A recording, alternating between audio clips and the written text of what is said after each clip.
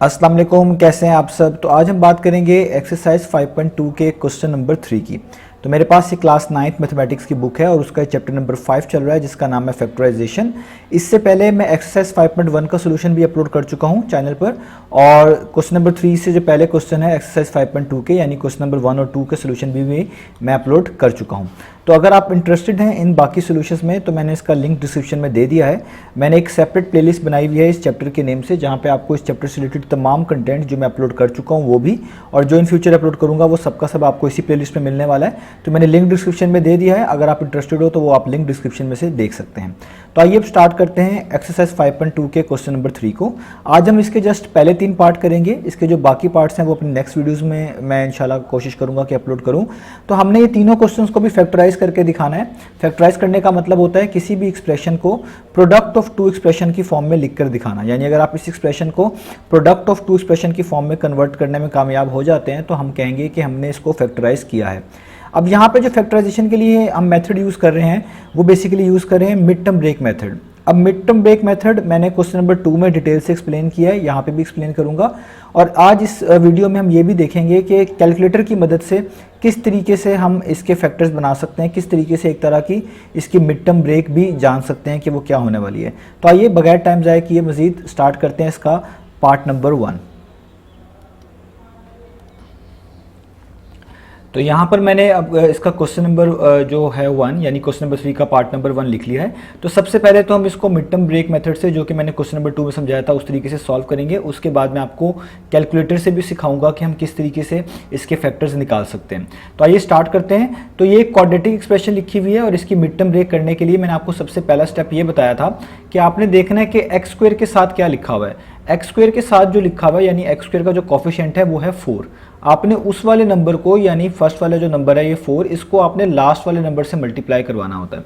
तो 4 को आपने पॉजिटिव 5 से मल्टीप्लाई करवाना है। तो मैं यहाँ पे करता हूँ कि अगर आप 4 को मल्टीप्लाई करवाएं पॉजिटिव 5 से तो आपके पास 4 5 टाइम्स आता है 20, और ये आंसर भी आपके पास पॉजिटिव 20 ही आने वाला है। तो जब आप ये वाला नंबर निकाल लेते हैं, फिर मैंने आपको कहा था आपने बेसिकली 2 नंबर्स ऐसे ढूंढने होते हैं कि जिनको मल्टीप्लाई करने के बाद ये वाला ही नंबर आए यानी 20 ही आपके पास आए, और उन्हीं 2 नंबर्स को जो आपने यहाँ पे ऊपर ढूंढे होंगे उनको ऐड या सब्ट्रैक्ट करने से आपको मिडिल टर्म मिले। अब मिडिल टर्म किसको बोल रहे होते हैं? मिडिल टर्म इसको बोल रहे होते हैं जो यहाँ पे x के साथ लिखी हुई है बिल्कुल मिड में।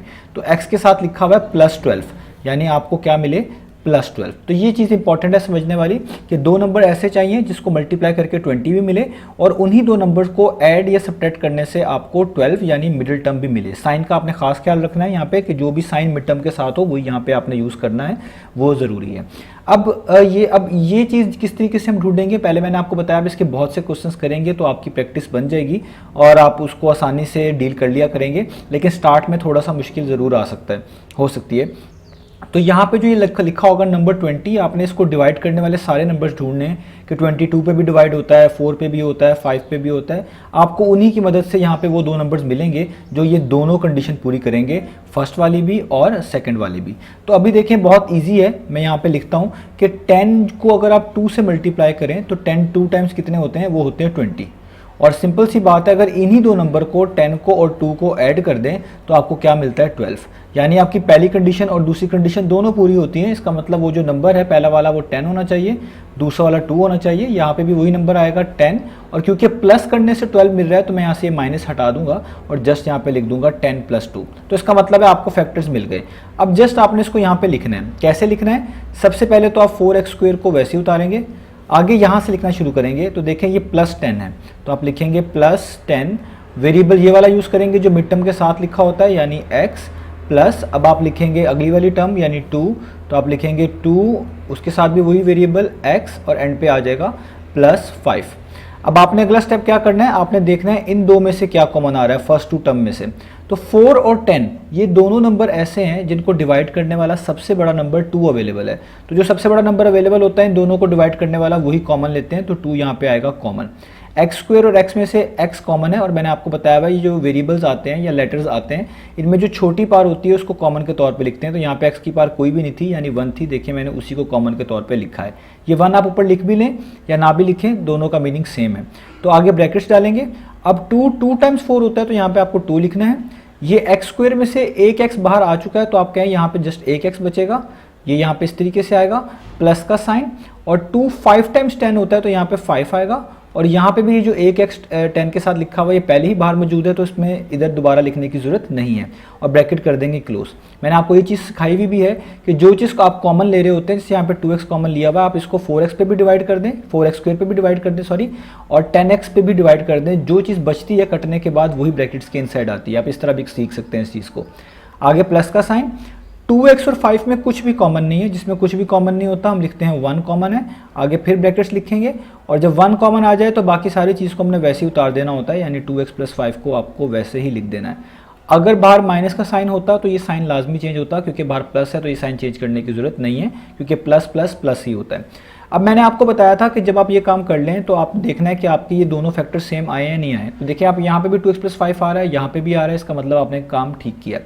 तो अब जो आपके पास चीज़ कॉमन आएगी इसमें वो आएगी 2x प्लस 5, यानी जो चीज़ 2 बार लिखी हुई है उसको आपने एक दफ़ा यहाँ पे लिख देना है कॉमन के तौर पे 2x प्लस 5, और इसके अलावा जो चीज़ बच जाएगी उसको आपने अलग से ब्रैकेट में लिख देना है। तो 2x प्लस 5 जब दोनों में से कॉमन आ गया तो यहाँ पे बचा स्टार्ट में 2x और एक ये बचा प्लस 1, तो आपने इसको लिख देना है यहाँ पे इस तरीके से 2x और प्लस 1, और ब्रैकेट को इस तरीके से आपने क्लोज कर देना। ये आपकी फैक्टराइजेशन हो चुकी है, इसका आंसर आ चुका है। अब इसमें आप पहले 2x प्लस 5 को लिख दें या बाद में 2x प्लस 1 को लिख दें, या पहले जिस तरह भी लिखा हुआ है 2x प्लस 1 को लिख दें, बाद में 2x प्लस 5 को लिख दें। इन दोनों की जगह आगे पीछे करने से क्वेश्चन के सोल्यूशन पे कोई फ़र्क नहीं पड़ता, यही इसका फाइनल सोल्यूशन होता है। इसमें अगर आप आगे पीछे भी करके लिख रहे हैं वो भी ओके है, उसमें भी कोई प्रॉब्लम नहीं है। तो यहाँ तक हो गया। अब हम इसी चीज़ को करके देखते हैं कैलकुलेटर से, कि कैलकुलेटर किस तरीके से हमें हेल्प करता है इस तरह के क्वेश्चंस को सॉल्व करने में, या हमें मदद करता है कि हम इसके फैक्टर्स जल्दी से पहचान लें। तो कैलकुलेटर वाला ट्रिक जो है वो मैं अब यहाँ पे बताने वाला हूँ आपको। तो आपने क्या करना है, आपके पास पहली तो बात ये वाला मॉडल का कैलकुलेटर होना चाहिए जो यहाँ पे आपको सामने दिख रहा है। ये होगा तो ये आपको हेल्प कर पाएगा, बाकी सारे कैलकुलेटर्स में ये वाले फंक्शंस अवेलेबल नहीं है। तो आप 991 ES मॉडल ख़रीद लें, उसमें आपको ये फंक्शन जो है मिल जाएगा, और इसकी लुक इस तरह की होगी जो बटन्स की यहाँ पर आपको नज़र आ रही है। तो आपने क्या करना है, सबसे पहले आपने इस कैलकुलेटर में मोड पे जो है ना मोड का बटन प्रेस करना है, और इस पर आपको 5 नंबर पे EQN इक्वेशन लिखा हुआ नज़र आ रहा होगा। आपने 5 पे इसको बटन को प्रेस कर देना है। जैसे आप 5 वाला बटन प्रेस करेंगे यहाँ पे आपको 3rd नंबर पे क्वाड्रेटिक इक्वेशन की फॉर्म लिखी हुई नज़र आएगी, general form ax square plus bx plus c। तो अब आपने 3 प्रेस करना है, तो आगे इस तरह के कॉलम्स बने हुए आ जाएंगे a, b और c। अब यहाँ पे आपने a की जगह पे x स्क्वायर के साथ जो लिखा हुआ था वो नंबर लिखना है, b की जगह पे जो x के साथ लिखा हुआ था वो लिखना है, और c की जगह पे जो एंड पे कांस्टेंट लिखा हुआ था आपके क्वेश्चन में वो लिखना है। तो अभी जो मैंने क्वेश्चन किया है उसमें x स्क्वायर के साथ लिखा हुआ था 4, तो मैं यहाँ पे 4 लिखूंगा a की जगह पे और इक्वल टू प्रेस कर दूंगा।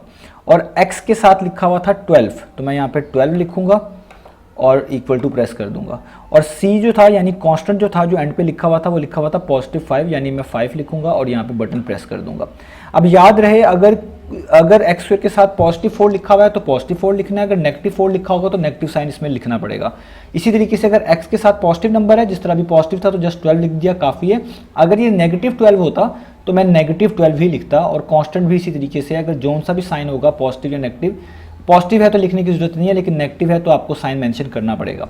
जब आप ये मेंशन कर देंगे तो देखें आप इक्वल टू का बटन प्रेस करें, आपको 2 आंसर्स मिलेंगे। तो देखें एक आंसर आपको मिला -1/2 और एक आंसर आपको मिला -5/2। ये 2 आंसर्स आपने नोट कर लेने हैं, मैं यहाँ पे नोट कर देता हूँ। एक आपको आंसर मिला x इज इक्वल टू -1/2 और एक आपको आंसर मिला x इज इक्वल टू -5/2। वहाँ पे x1 लिखा हुआ है, आप x1 लिख लें या सिंपल x लिख लें, कोई इशू नहीं है। इसलिए मैं जस्ट समझाने के लिए, ताकि चीज़ें आसान ही रहें, मैं x ही यूज़ कर रहा हूँ। अब आप इनको सॉल्व कर लें। यहाँ पे ये 2 डिवाइड हो रहा है, अगर आप इसको इक्वेशन की दूसरी तरफ मूव करेंगे ये वहाँ जाके मल्टीप्लाई हो जाएगा, ये हो जाएगा 2x इज इक्वल टू -1, और -1 को आप इधर मूव कर लें, ये आ जाएगा, हो जाएगा यहाँ के +1, और यहाँ पे कुछ भी नहीं बचेगा, वो हो जाएगा 0। इसी तरीके से यहाँ पे करें, 2x से जाके मल्टीप्लाई होगा, ये हो जाएगा 2x, यहाँ पे बचेगा सिर्फ -5, और -5 यहाँ के प्लस हो जाएगा, तो ये हो जाएगा 2x + 5 इक्वल टू 0। अब आप इन दोनों चीज़ों को मिलाकर लिख लें तो आप देखेंगे कि यही आपका सोल्यूशन है। तो आप लिख लें 2x + 1 multiply by 2x + 5 equal to 0। तो आप देखें हमने जो इस इक्वेशन को सॉल्व किया उसका जो हमने खुद से अभी सोल्यूशन निकाला था वो भी सेम था, वो भी 2x+1 था और 2x+5 था, और ये भी 2x+1 और 2x+5 है। तो इस तरीके से कैलकुलेटर आपको हेल्प करता है इसके डायरेक्ट फैक्टर्स ढूंढने में। अब आप ये सवाल ज़रूर सोच रहे होंगे कि हमें मिड टर्म ब्रेक किस तरीके से पता चल सकती है, तो वो बहुत सिंपल है। आप इन्हीं चीज़ को मल्टीप्लाई कर दें आपस में। जैसे मैं 2x को 2x से मल्टीप्लाई करूँ तो मेरे पास आएगा 4x², मैं 2x को 5 से करूंगा, या सिंपल मल्टीप्लिकेशन कर रहा हूँ, तो 2x को जब 5 से करेंगे आपके पास आएगा 10x। अब 1 की बारी, 1 को 2x से करेंगे तो आपके पास आएगा 2x, और 1 को +5 से करेंगे मल्टीप्लाई तो आपके पास आएगा 5, और इक्वल टू 0 वैसे का वैसे यहाँ पे रहेगा। तो आप देखें कि ये वही चीज़ है जो मेरे ऊपर क्वेश्चन का सबसे पहला स्टेप था, और ये उसकी मिड टर्म्स हैं जो हमने निकाली थी यहाँ पे, जो मैंने यहाँ पे बॉक्स बनाकर उसमें पुट करके दिखाया था। तो आपको कैलकुलेटर इतनी मदद कर सकता है कि आप उसके मिड टर्म तक पहुँच जाएँ। यहाँ पे इक्वल टू 0 इसलिए आ रहा है क्योंकि हम इक्वेशन डिस्कस कर रहे हैं। जब आपके पास ऊपर क्वेश्चन है उसमें इक्वल टू 0 नहीं लिखा हुआ तो आप भी ये इक्वल टू 0 हटा सकते हैं। जस्ट इस चीज़ को फॉलो करें जो इसकी लेफ्ट साइड पे लिखा हुआ है। तो इस तरीके से कैलकुलेटर की मदद से आप सारा क्वेश्चन जो है सॉल्व कर सकते हैं। वो आपको जल्दी से बता दिया करेगा कि इसकी मिड टर्म ब्रेक क्या होने वाली है। बाकी चीज़ें दोनों आनी चाहिए, कैलकुलेटर वाली भी आनी चाहिए, जाके जहाँ पे कैलकुलेटर अलाउ है वहाँ पे आप इससे फ़ायदा उठा सकें, और जहाँ पे कैलकुलेटर अलाउ नहीं है वहाँ पे आपको वैसे भी मिड टर्म ब्रेक करनी आनी चाहिए, जो मैंने ऊपर सिखा दी है। तो ये मैंने पहला पार्ट कैलकुलेटर से कर दिया। अब आप इसी को देख के सारे पार्ट्स जो हैं इसी तरीके से कर सकते हैं। तो आइए अब स्टार्ट करते हैं नेक्स्ट क्वेश्चन को। तो जी अब हमारे पास नेक्स्ट क्वेश्चन है यहाँ पे, जिसका है पार्ट नंबर 2। तो पार्ट नंबर 2 है 30x² + 7x - 15। 30x² + 7x - 15। अब यहाँ पे भी आपको सेम वही काम करना है जो अभी मैंने आपको सिखाया हुआ है कि x² के साथ जो भी कोफिशिएंट लिखा हुआ है उसको आखिरी वाले कांस्टेंट से आपने मल्टीप्लाई कर देना है। अब यहाँ पे लिखा हुआ है स्टार्ट में 30, तो आपको क्या करना है, आपको 30 को मल्टीप्लाई कर देना है -15 से। तो जब आप 30 को मल्टीप्लाई करेंगे -15 से तो आपको आंसर मिलेगा -450। तो आप यहाँ पे लिख दें, आपको आंसर मिला -450, -450। अब वही वाली बात जो मैं बार बार एक्सप्लेन कर रहा हूँ कि आपको अब दो नंबर ऐसे चाहिए होंगे जिनको आप जब मल्टीप्लाई करें तो आपको मिले -450, और उन्हीं दो नंबर को जो आप ऊपर लिखेंगे प्लस या माइनस कर लेने से आपको मिडिल टर्म मिले। अब यहाँ पे जो मिडिल टर्म है आप देख सकते हैं वो +7 है, जो x के साथ लिखी होती है, तो वो +7 है। अब ये आपने फाइंड आउट करके दिखानी है। अब देखें वो जो नंबर हैं जो कि मल्टीप्लाई करके -450 देते हैं वो मैंने ढूंढे हुए हैं, वो है बेसिकली 25 × 18। 25 को आप 18 से मल्टीप्लाई करें तो आपको आंसर में मिलता है 450। अब देखें ये नंबर मुझे किस तरीके से पता चला, 450 को डिवाइड करने वाले जितने भी नंबर हैं 2, 3 या जो भी आगे नंबर आएंगे आपने सबको बारी बारी कैलकुलेटर से जल्दी जल्दी से डिवाइड करके देखना है, और जो जो पेयर्स आएंगे उनको मिलाकर देखना है। जैसे मैं आपको एग्जांपल दे देता हूँ जस्ट यहाँ पे कि 450 को जब आप 2 पे डिवाइड करेंगे, फॉर एग्जांपल जस्ट एग्जांपल दे रहा हूँ आपको कि अगर आप 450 को 2 पे डिवाइड करते हैं तो आपको आंसर मिलता है 225, आपको आंसर मिलेगा 225। तो इसका मतलब ये लिया जाता है कि 2 को जब 225 से मल्टीप्लाई करेंगे तो 450 आएगा, यानी इसका पेयर ये बनेगा 2 × 225 = 450। अभी आपको खुद से समझ आ जाएगा कि 2 और 225 को प्लस करने से या माइनस करने से कभी भी 7 नहीं बनने वाला, बेशक 450 तो बन गया है। तो आपको समझ आ जाएगा कि यहाँ पे 2 की जगह पे कोई बहुत बड़ा नंबर आना चाहिए, तभी हमारी बात बनेगी, क्योंकि हमें जो नंबर चाहिए यहाँ पे मिड टर्म के तौर पे वो छोटा है, वो 7 है। तो फिर आपको ऑटोमेटिकली पता चल जाएगा कि आपको 3 को चेक करने की जरूरत है या नहीं है, या 4 को चेक करने की जरूरत है या नहीं है, और आप डायरेक्ट ही उन नंबर्स को चेक करें जिस पे उम्मीद ज़्यादा है कि हाँ भाई ये आपके पास फैक्टर बन जाएंगे। तो इसी तरीके से मैंने इनको चेक किया तो मुझे पता चला कि जी 25 को 18 से मल्टीप्लाई करने से 450 आता है। अब सिर्फ प्रॉब्लम ये रह गया कि यहाँ पे -450 चाहिए और मेरे पास +450 आ रहा है। तो इसका हल मैंने पहले भी आपको बताया है क्वेश्चन नंबर 2 में कि आपने देखना है कि आपकी मिड टर्म ब्रेक के पीछे कौन सा साइन है। तो देखिए मिड टर्म ब्रेक के पीछे जो है वो 7 है, उसके पीछे प्लस का साइन है। तो इनमें से जो दोनों बड़े नंबर होंगे ना, आपने उनके पीछे एक साइन फिक्स कर देना है, यानी जो दोनों में से जो बड़ा नंबर है यानी 25 उसके पीछे आपने क्या फिक्स कर देना है, प्लस का साइन, यानी ये तो फिक्स हो गया, इसको आप चेंज नहीं कर सकते। अब दूसरे में चेंजेस लाके आप अपनी जो आपको रिक्वायर्ड वैल्यू है वो आप बना सकते हैं। अब देखें अब एक ही हल बचा है कि जो 18 के साथ प्लस का साइन है मैं इसको क्या बना दूं, मैं इसको कह दूं ये माइनस है। ये क्या है आपके पास, माइनस है। इससे क्या फ़ायदा होगा, प्लस माइनस माइनस हो जाएगा, यहाँ पे आपको माइनस मिल जाएगा और 25 18 ज़ा 450 होता है, यानी पहली वाली कंडीशन तो आपकी बिल्कुल करेक्ट हो जाएगी। तो इस तरीके से आपने साइन मैनेज करने हैं कि जो बड़ा नंबर होगा उसके पीछे वो वाला साइन लगा दीजिएगा जो यहाँ पे मिड टर्म ब्रेक के पीछे आ रहा होता है, और दूसरे के साथ अगर प्लस है तो वो करके देखिएगा, अगर बात बन जाए, अगर प्लस नहीं है तो उसको माइनस बना के देखिएगा, किसी ना किसी एक चीज़ से बात ज़रूर बन जाएगी।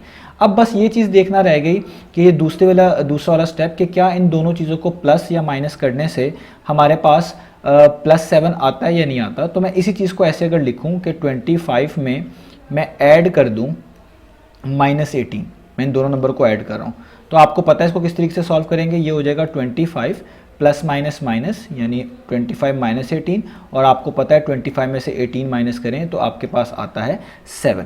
यानी ये जो दो नंबर्स हैं 25 और 18, इनको अगर आप सब्ट्रैक्ट करें तो आपस में सब्ट्रैक्ट करें तो आपको 7 मिलता है, जो कि हमारी दूसरी कंडीशन है। तो इसका मतलब बिल्कुल ठीक है, यही दो नंबर्स हम यूज़ करेंगे।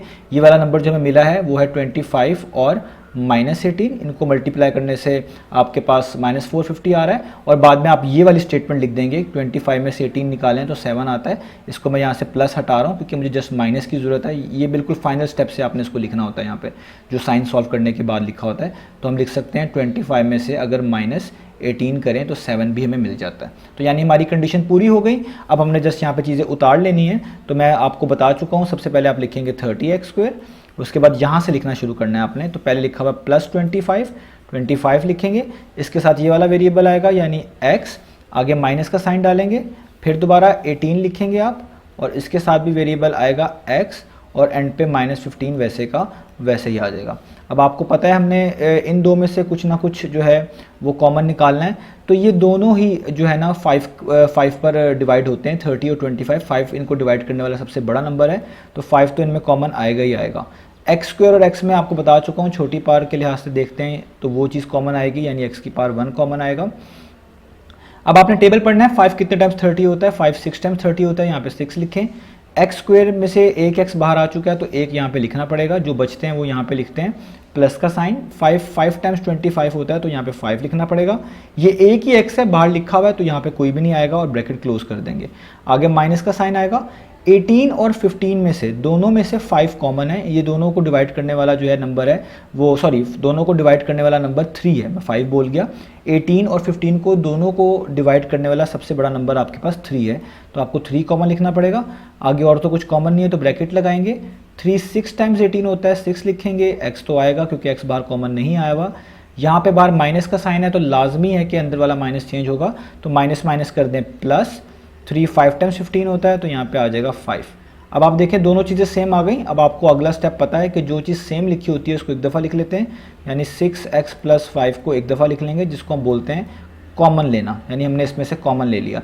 और जो बचता है उसको भी मिलाकर एक दफ़ा लिख लेंगे, यानी 5x और -3 ये बच गया तो इसको भी मिलाकर एक दफ़ा लिख लेंगे और यहाँ पे इस तरीके से ब्रैकेट क्लोज कर लेंगे। अब आप 6x + 5 को पहले लिख दें या 5x - 3 को पहले लिख दें, इन दोनों में से जिस मर्जी को आगे पीछे करके लिख सकते हैं, इससे सोल्यूशन में कोई भी फ़र्क नहीं पड़ता। तो ये हो गया हमारे पास इसका पार्ट नंबर 2। तो ये है मेरे पास पार्ट नंबर 3। अब तो यहाँ पे भी सेम स्टेप वही करने हैं, यानी x² के साथ जो उसका कोफिशिएंट लिखा हुआ है उसको लास्ट वाले नंबर से यानी कांस्टेंट से मल्टीप्लाई करवाना है। तो जो x² के साथ लिखा हुआ है वो लिखा हुआ है 24, आप इसको मल्टीप्लाई करवाएं 21 से तो आपको आंसर मिलेगा 504। इसका मतलब हमें दो नंबर ऐसे चाहिए जिनको मल्टीप्लाई करने से यही नंबर यानी 504 मिले, और उन्हीं दो नंबर को अगर हम ऐड या सब्ट्रैक्ट करवाएं तो हमें मिडिल टर्म यानी जो x के साथ लिखी हुई यानी -65 ये हमें मिले। तो अब आपको समझ आ गई होगी, आप 504 को 2 पे और कह लें 3 पर डिवाइड करके देख सकते हैं, तो आपको पता चलेगा 2 3 बहुत छोटे नंबर्स हैं, इनको अगर आप डिवाइड करके देखेंगे तो आप ये मिडिल टर्म -65 नहीं बना पा रहे होंगे। तो आपको ऑटोमेटिकली समझ आ जाएगा कि हमें थोड़े से बड़े नंबर्स ट्राई करने चाहिए जो कि हमारी इन दोनों कंडीशन को, पहली वाली और दूसरी वाली कंडीशन को पूरा करें। तो यहाँ पे जो नंबर मैंने ट्राई किया तो मुझे पता चला कि अगर 504 को आप 9 पे डिवाइड करते हैं तो आंसर आता है 56, यानी 956 टाइम्स जो है 504 होता है। मैं यहाँ पे लिख भी देता हूँ कि अगर 56 को 9 से मल्टीप्लाई किया जाए, 56 को 9 से मल्टीप्लाई किया जाए तो आंसर आता है 504। यानी मेरी पहली वाली कंडीशन तो पूरी हो जाती है। अब दूसरी कंडीशन पूरी करने के लिए मुझे इन दोनों को प्लस या माइनस करके -65 बनाना है। तो ये बहुत ऑब्वियस बात है कि 56 में 9 ऐड करने से 65 तो आएगा, लेकिन -65 नहीं आएगा। माइनस का साइन लेके आने के लिए मुझे कुछ साइन में मॉडिफिकेशन करनी पड़ेगी। अब मैं ऐसा क्या करूं कि ये दोनों चीज़ें जो हैं, ये दोनों कंडीशनें भी होल्ड करें और ये जो कंडीशंस हैं यहाँ पे वो भी होल्ड करें, और ये दोनों जो साइन यहाँ पे आ रहा है 65 के साथ, तो वो भी बिल्कुल करेक्ट रहे, वो भी कोई ख़राब ना हो, वो भी आपको मिले आंसर के तौर पे। तो देखिए मैं एक काम कर सकता हूँ, मैंने आपको बताया था कि आपने देखना है आपके मिड टर्म के पीछे कौन सा साइन है। तो मिड टर्म के पीछे नेगेटिव का साइन है, तो आप देख सकते हैं मिड टर्म के पीछे नेगेटिव का साइन है। तो इन दोनों में से जो बड़ी वैल्यू होती है ना, उसमें जो उसके पीछे वो वाला साइन लगा दें जो मिड टर्म के पीछे है, यानी माइनस, क्योंकि यहाँ पे 65 के पीछे माइनस है। अब आप चेक करें कि क्या माइनस लगाने से आपका काम बन रहा है। तो देखें यहाँ पे काम खराब हो जाता है, क्योंकि -56 को जब 9 से मल्टीप्लाई करेंगे तो आंसर में -504 मिलेगा, ना कि 504। तो ये पहली कंडीशन खराब हो जाएगी। तो इसको बैलेंस करने के लिए मैं एक काम कर सकता हूँ, मैं 9 के साथ भी क्या लगा दूँ, माइनस। अब आप जब करेंगे माइनस माइनस क्या हो जाएगा, वो हो जाएगा प्लस, और 56 9 टाइम्स होता है 504। तो अब देखें पहली कंडीशन बिल्कुल ठीक है। अब बस ये चेक कर लेना है कि जो आपने साइन की मॉडिफिकेशन की है क्या ये वर्कआउट करेगी और क्या आपको ये -65 ला कर देगी। तो बहुत सिंपल है, मैं इन दोनों चीज़ों को ऐड करता हूँ, -56 प्लस -9, ये दोनों नंबर यानी -56 और -9।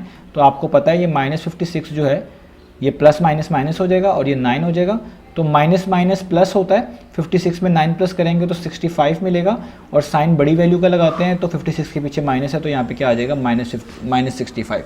तो देखिए इससे पता चला कि ये वाले नंबर जो -56 और -9 है, ये अगर आप इनको ऐड कर दें तो आपको -65 मिल जाता है। तो इसका मतलब है आपकी दोनों कंडीशन पूरी हो गई। पहला नंबर आपको मिला -56 और दूसरा नंबर मिला आपको -9। और यहाँ पे आप इसको किस तरह लिखेंगे मैंने आपको बताया हुआ है, इस वाले स्टेप को आप यहाँ पे लिखते हैं ताकि आपको कन्फ्यूजन ना हो।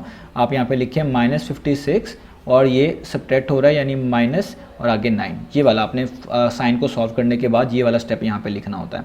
तो अब आपको क्लियर हो चुका है। अब जस्ट वहाँ पे हम इसके फैक्टर्स लिख देते हैं। तो ये होगा आपके पास 24x², ये वैसे ही उतारना पड़ेगा।